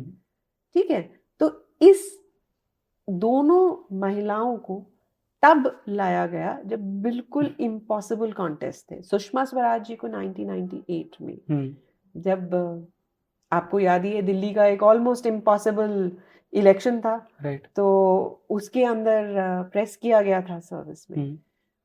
उसके बाद जब उनको सोनिया गांधी के खिलाफ बेलारी में वो करना था, इलेक्शन लड़ना था, तो उन्होंने लैंग्वेज सीखी। आप समझ सकते हैं 15 दिन में, और उनका ये हुनर था। वैसे ही स्मृति ईरानी को प्रेस किया गया इसके अंदर, जब राहुल गांधी को टेक ऑन करना था 2014 में। तो स्मृति इस बुक में बोलती हैं कि नहीं, मेरे लिए तो ये अपॉर्चुनिटी थी, पार्टी ने मेरे को ट्रस्ट किया। लेकिन अगर आप दूसरी तरफ से देखिए, पार्टी ने क्यों नहीं किसी महिला को क्यों ट्रस्ट किया? किसी पुरुष को भी ट्रस्ट कर सकते थे, और उन्हीं को क्यों किया? तो इधर इन दोनों में ये जो कॉमनैलिटी थी, और चैलेंज को ना एक्सेप्ट करना ना, मतलब अभी भी जो देखा जाए तो इतने सारे एमपीज को खड़ा किया गया चुनाव में, सारी स्टेट्स में भाजपा ने किया, राइट, है ना। तो फिर भी जो आदमी थे वो उन्होंने चाई चुई तो की ना। तो महिलाओं ने, आप देखिए तो महिलाएं, मुझे लगता है कि काफी डिसिप्लिन सोल्जर्स होती हैं, और सबको इतना कम मिलता है अपॉर्चुनिटी कि उनको लगता है कि जो मिल रहा है ना, हम इसको एक्सेप्ट करते हैं और चैलेंज की तरह एक्सेप्ट करते हैं। ओके, डू यू थिंक आने वाले टाइम में, मतलब हमने पहले बात की थी कि एक ही अभी तक हमने फीमेल प्राइम मिनिस्टर देखी, which is Indira Gandhi. Smriti Irani, do you think उस लेवल पे पहुंच सकती है वो एज अ प्राइम मिनिस्टर? वही हम अटकलें लगा सकते हैं, हम सिर्फ but your personal opinion, because आपने उनके साथ में एक बहुत क्लोज क्वार्टर्स पे आपने उन्हें देखा है, तो do you feel, and party को भी आपने बहुत क्लोजली देखा है, ये बहुत मुश्किल है कहना कि वो आगे बन सकती है। प्रॉमिस देखिए, बहुत प्रॉमिसिंग लीडर है, राइट, बहुत आर्टिकुलेट है, बहुत मेहनती है। मतलब उनकी मेहनत देख के इट्स इंस्पायरिंग एक्चुअली, कि उनकी दिनचर्या आप सुने, जब वो इलेक्शन में, वो मुझे नहीं लगता कभी सोती हैं। इलेक्शन छोड़िए, वो मुझे नहीं लगता अभी भी कभी सोती होंगी। शायद फ्लाइट्स में सो जाएं या कुछ में सो जाएं, तो वो हमेशा काम करती हैं। तो मेहनत पूरी है, पॉलिटिक्स बिल्कुल सही है, आर्टिकुलेट है, पीपल कनेक्ट है, इलेक्शन लड़ना जानती हैं, तो why not.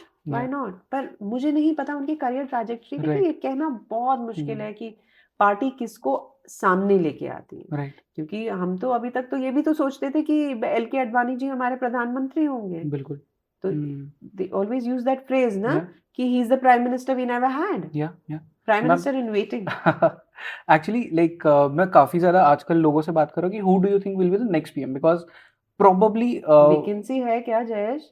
After this Modi ji का एक टर्म के बाद जो शायद आएगा, and I don't want to put words in your mouth, but अगर बीजेपी जीती है, मोदी जी आते हैं, उसके बाद में who do you see as a PM? I ask this question to everyone, and सबके अपने ओपिनियंस है. किसी ने मुझे कहा कि doctor Jaishankar would be a good candidate, किसी ने मुझे कहा कि योगी आदित्यनाथ, किसी ने और किसी का नाम लिया.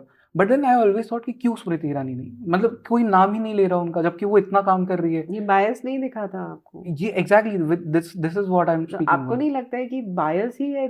बायस ही तो है हाँ, कि डेफिनेटली 75 साल में आपके सिर्फ एक ही महिला प्रधानमंत्री रही. डेफिनेटली. क्यों हम ये सोचते हैं कि जब वो महिला आगे बढ़ रही हैं, एक जब कैबिनेट मंत्री बनती हैं, तो हम ये क्यों सोचते हैं कि वो कोटा में आए, महिला कोटा में आई है? क्यों वो अपने पॉलिटिक्स के कोटे में नहीं आ सकती है? राइट.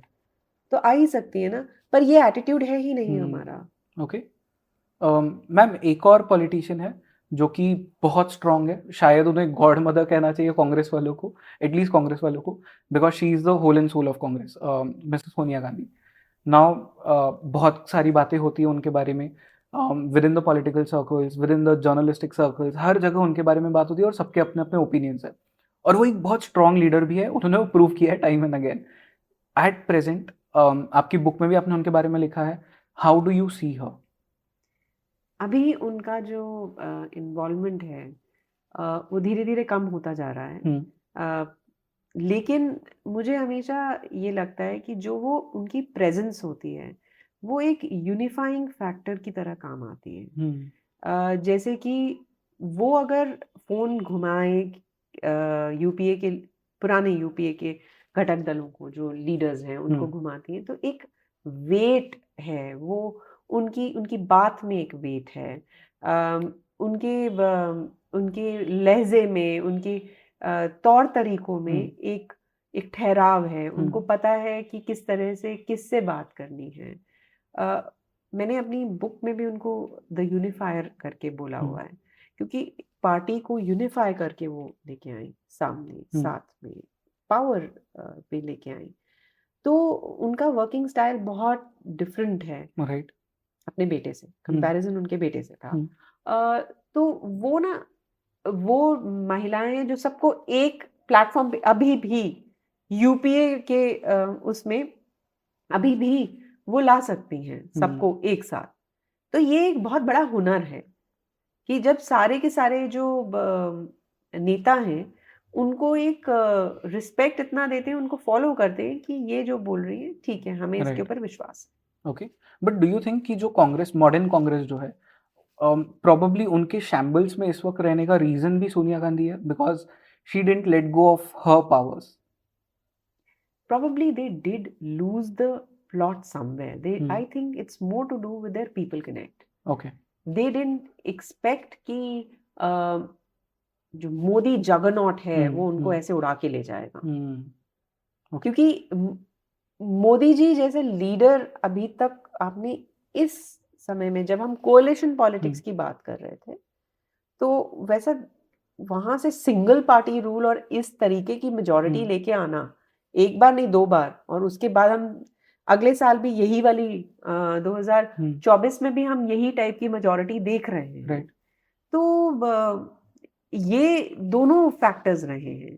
Okay. कि गांधी परिवार को एक पावर ना देना, और उसके साथ साथ भाजपा ने एक नई पॉलिटिक्स लेके आना, एक स्ट्रॉन्ग लीडर को के पीछे पूरे देश को कर देना, बहुत बड़ी बात हो जाती है. Ma'am please correct me if I am wrong, but Sonia Gandhi पहली वो कांग्रेस की लीडर थी जिन्होंने देखा था कि मोदी जी शायद आगे जाके एक प्रॉब्लम प्रूव हो सकता है, and she was the one who brutally attacked him जब 2002 में वो राइट्स हुए थे उस वक्त. क्या आप बाद में जब इलेक्शन स्पीच की बात कर रहे हैं, मौत के सौदागर वाली, वो बाद में हुआ था. ओके. लेकिन उन्होंने ये, देखिए, किसने ये देखा कि ये एक थ्रेट हो सकते हैं, वो कहना बड़ा मुश्किल है. पर सोनिया गांधी ने ये जरूर बोला था कि BJP they can push their agenda better than us, we need to Okay. Learn from them. ये इन्होंने Okay. एक पार्लियामेंट्री पार्टी मीटिंग में भी बोला हम्म। था कि हमें देखना चाहिए कि किस तरीके से अपना कम्युनिकेशन करते हैं। तो वो अभी तक ये मेंटेन करती हैं कि मोदी जी बहुत अच्छे कम्युनिकेटर हैं, अपनी सारी स्कीम्स, अपनी सारी आइडियोलॉजी पुश करना एक हुनर है। राइट। तो उन्होंने ये डेफिनेटली सबसे पहले एडमिट किया था formally Congress party parliamentary party की मीटिंग्स में। ओके मैम, एक जो लास्ट लीडर है आपकी बुक में से जिनका नाम हमने पिक किया है, which is Jayalalithaa ji. South में again a humongous name, probably दूसरी जो अपोजिशन है वो भी उनसे डरती है उतना ही ज़्यादा। क्यों ये है, एक जो उनका इमेज बना है, इतना ह्यूमोंगस जो इमेज बना है वो कैसे बना है? तो एक बहुत ही अजीब बात आप कह सकते हैं, उनके बारे में ना ज्यादा लोगों को पता नहीं है कि उनकी पर्सनालिटी के बारे में एक एक कल्ट सी पर्सनालिटी हो गई है। राइट। कि सबको लगता है कि वो बड़ी भयभीत करने वाली पर्सनालिटी थी। सब मतलब एक स्ट्रैंगल होल्ड बना के रखा हुआ था पार्टी में।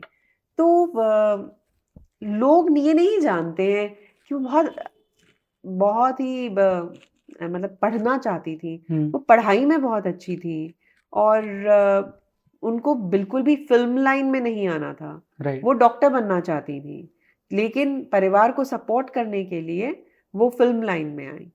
धीरे धीरे उनका जो पार्टी के ऊपर कंट्रोल था वो बहुत एमजीआर के बाद बहुत ज्यादा बढ़ गया था और लोगों को लगता था कि जो वो दे oh there politics to her. जो उनका पूरा मॉडल था, फ्री कलर टेलीविजन, वो सब चीजें फ्रीबीज तो उन्होंने भी देनी शुरू कर दी थी, राइट। और काफी जल्दी तमिलनाडु पॉलिटिक्स में आप देखेंगे कि बहुत जल्दी देना शुरू कर दिया था। तो लोगों को ये लगा कि ये इनके तो नाम पे ही वोट जब पड़ जाता है, वी ओ आर पॉलिटिक्स। तो कितनी बारी ये स्टोरी बोली जाती कि जब ऊपर से उनका हेलीकॉप्टर गुजरता था, लोग नीचे साष्टांग प्रणाम करते थे उनके एमएलएस। राइट। तो उनको एक अलग ही दर्जा दिया जाता था, एक गॉड लेवल पे। बिल्कुल बिल्कुल। तो उनको वही दर्जा दिया जाता था और पॉपुलर भी थी क्योंकि उन्होंने मतलब जैसे कहते हैं ना कि महिलाओं को कम टाइम बिताना पड़े किचन में, तो उन्होंने मिक्सी तक दी हुई थी, फ्री मिक्सी दी हुई थी। तो अगेन वुमन पॉलिसी मेकर और मैन पॉलिसी मेकर में ये डिफरेंस होता है कि उनको पता था हाँ किचन में वो ये सिलबट्टे पे पीसे जा रही हैं, तो इसकी जगह उनको एक मिक्सी भी दे दी जाए, ये भी दे दी जाए। तो she kept the women as the centre and yes, इतना मतलब एक मैजिकल इम्पैक्ट होता था उनका। तो इसीलिए ओके मैम, मोदी जी को जो एक रीजनल चैलेंज सबसे ज्यादा किसी ने किया, इट्स ममता बनर्जी। एंड इनके ऊपर मीम्स भी बहुत बनते हैं, mister prime minister, mister angry prime minister, वो एक उनका मीम बहुत ज्यादा चलता है। What is this rivalry exactly, and Mamata Banerjee, do you see her as a PM? That's very interesting कि देखिए कैंडिडेट तो पूरी हैं, वो फुल फ्लेजेड कैंडिडेट हैं। और देखा जाए तो मैं आपको बोल रही थी ना कि कोई ऐसा परिवार नहीं होगा जो अभी अपने बच्चे को बोलता था बेटा पॉलिटिक्स भी एक ऑप्शन है। वो बिल्कुल स्ट्रीट फाइटर हैं, वो स्ट्रीट फाइटर से नीचे से पॉलिटिक्स करके वो उठी हैं, जेल जा जाके चप्पल और एक साधारण साड़ी पहन के। तो जो फायर होती है ना, वो जिसे कहते हैं फायर इन द बेली, वो है उनमें। तो ममता बनर्जी इज डेफिनेटली मतलब प्राइम मिनिस्टर के कैंडिडेट के लिए वो अपने आप को भी सामने, उन्होंने तो मेरे ख्याल से माइंड में किया ही हुआ है उन्होंने। तो क्या वो कैंडिडेट है? हाँ बिल्कुल हो सकती है, क्यों नहीं हो सकती है। एक इकलौती महिला चीफ मिनिस्टर है वो अभी इंडिया में, तो क्यों नहीं, क्यों नहीं हो सकती, जरूर हो सकती है। क्या वो सिनेरियो आएगा अगले साल? सबको ही पता है कि नहीं आ सकता है, बहुत मुश्किल है उस सिनेरियो को आना। और उसके आगे वो राइवलरी क्या है, वो तो ऑब्वियस है क्योंकि बीजेपी अपना फुटप्रिंट जो है वो बढ़ाना चाहती है वेस्ट बंगाल में। वो बीच में एक रोड़ा बन के खड़ी हुई है। ओके, सो बीजेपी आपको लगता है वहां पे अपना फुटप्रिंट बढ़ा सकते हैं? बढ़ा रही है, बिल्कुल, इट्स अ रियलिटी, एब्सोल्युटली। इस बार ममता बनर्जी को लोकसभा इलेक्शंस में इतनी सीट लाना मुश्किल हो जाएगा, बिल्कुल रियलिटी है। Okay, this will be something जो मैं अब देखना चाहूंगा, because this is very interesting and इस पे से जो मीम्स बनेंगे those will be crazy. But ma'am, मैंने अभी तक आपसे जितना बात किया, व्हेनेवर आई आस्क्ड यू कि ये नेक्स्ट पीएम बन सकते हैं, वो नेक्स्ट पीएम बन सकते हैं, आपने कहा कि बता पाना बहुत डिफिकल्ट है, पोटेंशियल हो नहीं हो दैट्स अ डिफरेंट स्टोरी। देखिए, नेक्स्ट प्राइम मिनिस्टर, मैंने आपसे सबसे पहली चीज ये कही कि नेक्स्ट प्राइम मिनिस्टर की वैकेंसी है क्या? नेक्स्ट टू नेक्स्ट, तो हम 2029 की बात कर रहे हैं, राइट? हाँ, हमें नहीं पता अगले 5 साल, 4 साल कैसे, तो मुझे नहीं पता किस खेमे में वो वैकेंसी निकलने वाली है। 2029 तो बहुत दूर है, हम तो 24 की बात कर रहे हैं, राइट? बट जब भी अभी तक आपने जितना भारत की पॉलिटिक्स को देखा है, एक प्राइम मिनिस्टर कौन बनता है? मतलब एक पॉलिटिकल पार्टी, जैसे जब नरेंद्र मोदी जी को चूज किया बीजेपी ने एज अ कैंडिडेट, क्यों चूज किया? उसके पहले भी जो पीएम्स बने हमारे, वो क्यों बने? उनका क्या ऐसा पीपल कनेक्ट किया? आपने बात की तो वो पैन इंडिया ऐसा कैसे वो कनेक्ट हो जाता है? आके गुजराल भी हमारे प्रधानमंत्री थे, उनका कितना पीपल कनेक्ट था वो हम नहीं जानते हैं, ना ही हम बात करेंगे उसके बारे में। देखिए, हर एरा की अपनी अपनी खूबियां थी। जब कोalition एरा आया था तो प्रधानमंत्री किसी को बनाना एक मजबूरी हो गई थी, राइट? उसमें चाहे आपका पीपल कनेक्ट रहे या ना रहे, are you the right candidate, मतलब क्या आपकी कास्ट सही है, क्या आपकी पॉलिटिकल पार्टी सही है, उसके ऊपर निर्भर करता था। लेकिन अगर हम पीपल्स प्राइम मिनिस्टर्स देखें तो लीडरशिप क्वालिटीज तो सही चाहिए, आर्टिकुलेट होना और एक people connect, direct people connect होना। कि आप देखिए ना, इंदिरा गांधी थी तो उन्होंने तो पूरा इलेक्शन ही गरीबी हटाओ पे कर दिया था, और कैसे खेला था उन्होंने उसके ऊपर कि ऑपोजिशन बोल रही थी इंदिरा हटाओ, तो उन्होंने कहा था लोग कहते हैं इंदिरा हटाओ, हम कहते हैं गरीबी हटाओ। तो एक पीपल कनेक्ट होना, आर्टिकुलेट होना, लीडरशिप क्वालिटीज होना, और ये भांप लेना कि लोगों को कहाँ क्या चुभ रहा है, लोगों के लिए क्या जरूरी है, क्या महत्वपूर्ण है, क्या उनको देना चाहिए, तो ये पीपल कनेक्ट से ही आता है। ओके, और बहुत जरूरी है। ओके मैम, एक प्रोबेबली लास्ट क्वेश्चन इस पॉडकास्ट का, जो आपने आपकी किताब में लीडर्स को मेंशन किया है, वही स्पेसिफिक लीडर्स क्यों, वही फीमेल्स क्यों? मैंने जैसे आपको बताया था कि बहुत ही साइंटिफिकली मैंने उनको चूज किया था। सबसे बड़ा कॉमन फैक्टर था कि इन्होंने एक लोकसभा का या पॉपुलर इलेक्शन विन किया होना चाहिए, एक्सेप्ट एक, जिन मैंने सारी महिला 17 में से सिवाय बृंदा करार के, सबने एक पॉपुलर इलेक्शन, लोकसभा का इलेक्शन या असेंबली इलेक्शन लड़ा हुआ है अपने दम पे। बृंदा करार जी का दूसरा था, वो भी स्ट्रीट पॉलिटिक्स में थी, वो भी ट्रेड यूनियन पॉलिटिक्स में थी, तो उनका भी पीपल कनेक्ट था, ग्रास रूट्स था। तो जिन महिलाओं ने, अब देखिए मंत्री तो कोई भी राज्यसभा के थ्रू भी आप बन सकते हैं, मंत्री बनना इंपॉर्टेंट नहीं, फिर मतलब आपके दल ने आपको चुना है मंत्री बनने के लिए, लेकिन आपकी पॉलिटिक्स क्या है, तो पॉपुलर इलेक्शन एक बहुत मेजर क्राइटेरिया था। दूसरा रीजनल रिप्रेजेंटेशन था, और ऑब्वियसली कि आपका क्या डिस्टिंक्ट स्टाइल है पॉलिटिक्स का, वो जैसे आप सुप्रिया सूले को देखेंगे, मैंने उसके अंदर बताया कि सुप्रिया सूले जो है, उन्होंने ट्रांसजेंडर्स को कैसे स्पेस दी एनसीपी में। तो बहुत बड़ी बात है कि ट्रांसजेंडर्स, एलजीबीटीक्यू कम्युनिटी के बारे में भी कोई पॉलिटिशियन बात कर रहा है। Okay ma'am, I promise this is the last question. So हमने काफी सारी बात की, एंड आपने एक बात बीच में कही थी कि जब इलेक्शंस चालू थे, मोदी जी वहां गए एंड उन्होंने कहा कि आप इन्हें हटा दीजिए, आप मुझे वोट दीजिए, I am your candidate. Do you feel कि बीजेपी ने शायद मोदी कार्ड कुछ ज्यादा ही प्ले कर दिया है? बिकॉज जो 3 हमने इलेक्शंस देखे जहां पे बीजेपी हैज वन, वहां पे भी Modi factor was the only factor because of which they were ahead of. ज्यादा क्या होता है, लोगों को तो मोदी जी चाहिए ना, तो ज्यादा क्या होता है, मतलब आप किसी बच्चे से ये थोड़ी ना बोलेंगे बेटा तुमने ज्यादा चॉकलेट खा ली है क्या? तो ज्यादा क्या होता है?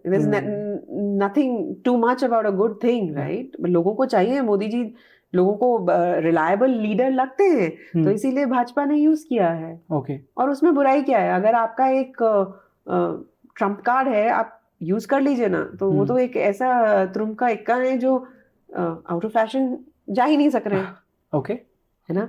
तो क्यों क्यों नहीं हम वो, अगर मुझे हर राउंड में बोला जाए 3 पत्ती आप खेल रहे हैं, आपको तीनों आपके एसेस आ गए, तो आपको बोला जाए कि आप हर राउंड में आप वो लीजिए, why not? That's my ace. There's nothing like too much in politics. Yeah, there's nothing, not just in politics, मैंने वही बताया ना। In life. In life there's nothing called too much of it. So too much क्या होता है? Chocolate too much थोड़ी ना होती है। एक अच्छी चीज है, जो अच्छी पॉलिसीज हैं, जो लोगों को अच्छी लग रही हैं, तो उनको लोगों के सामने रखना। Okay ma'am, thank you so much ये पॉडकास्ट करने के लिए। Thank you so much Jayesh, it was pleasure talking. I really enjoyed, क्योंकि जिस तरह से आप पॉलिटिक्स समझते हो शायद बहुत कम लोग उस तरह से समझ पाए। आपने क्लोज क्वार्टर्स में सभी को देखा है, and you have seen the our country change, you have seen the politics change. So thank you so much ma'am ये पॉडकास्ट करने के लिए। And if anybody who is listening to this podcast, आपको बुक खरीदनी है, please go buy this book. आपको link हमारे bio में मिल जाएगा, डिस्क्रिप्शन में मिल जाएगा, इंस्टाग्राम पे भी मिल जाएगा। So, ma'am, thank you so much for this podcast. Thank you so much, Jayesh. It was a pleasure talking to you. Same here, ma'am.